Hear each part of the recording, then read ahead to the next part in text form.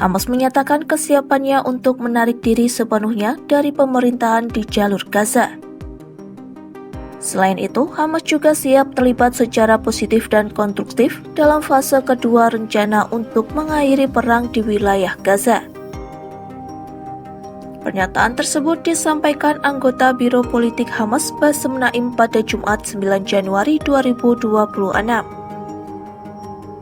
Naim menyebut kesepakatan gencatan senjata yang mulai berlaku sejak 10 Oktober 2025 sebenarnya telah menjadi rencana internasional setelah diadopsi oleh Dewan Keamanan Perserikatan Bangsa-Bangsa. Menurut Hamas, hambatan tersebut berasal dari langkah Israel yang dinilai tidak konsisten dengan komitmen awal.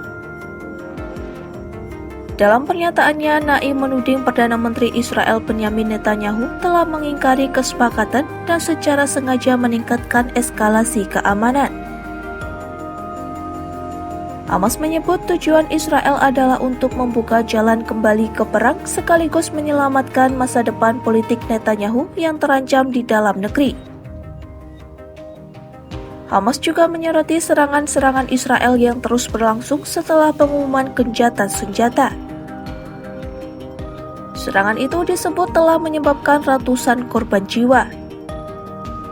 Naim menegaskan eskalasi semacam itu tidak mungkin terjadi tanpa perlindungan atau lampu hijau dari Amerika Serikat.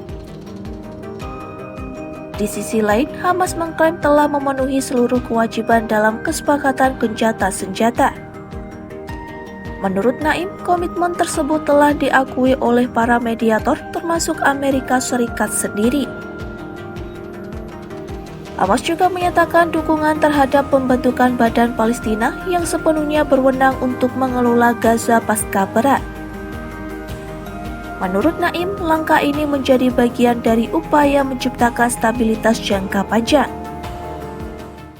Namun Hamas memperingatkan situasi tidak akan bertahan jika eskalasi militer Israel terus berlanjut, sementara kondisi kemanusiaan di Gaza tetap dalam keadaan katastrofik. Naim mengatakan lingkaran api bisa meluas ke wilayah yang lebih besar, termasuk yang justru dianggap menjadi keinginan Netanyahu. Data otoritas kesehatan setempat menunjukkan sejak gencatan senjata berlaku, jumlah korban tewas di Gaza bertambah menjadi 439 orang dengan 1.223 orang lainnya terluka. Tim penyelamat juga telah menemukan 688 jenazah selama periode tersebut. Secara keseluruhan, sejak operasi militer Israel dimulai Oktober 2023, lebih dari 71.000 warga Palestina tewas dan lebih dari 171.000 lainnya terluka.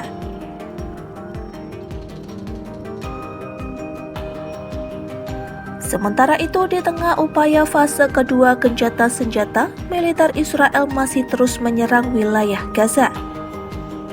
Terbaru, Israel melancarkan serangan udara ke Gaza pada Kamis 8 Januari 2026 yang menewaskan sedikitnya 14 warga Palestina.